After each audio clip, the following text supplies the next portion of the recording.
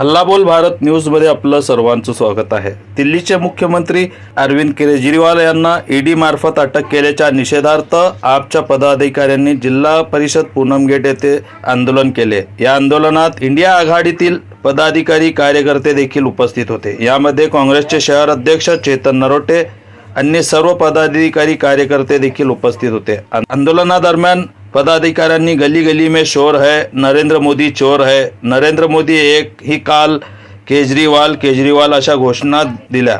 त्या दरम्यान पोलिसांनी आपच्या पदाधिकाऱ्यांना ताब्यात घेतले। आपचे सोलापूर जिल्हा अध्यक्ष एम पाटील, शहर अध्यक्ष निहाल किरनळी, शहर उपाध्यक्ष श्रीकांत वाघमारे, युवा अध्यक्ष निलेश संगेपाक, शहर महासचिव मल्लिकार्जुन पिलगेरी, शहर कोषाध्यक्ष सुचित्रा वाघमारे, जिल्हा प्रवक्ता बंडू मोरे, जिल्हा उपाध्यक्ष राजेंद्र भोसले, मोहोळ तालुका अध्यक्ष आनंद पाटील, शहर पदाधिकारी मंजूर खानापुरे आदी आपच्या पदाधिकाऱ्यांना अटक करण्यात आली आहे।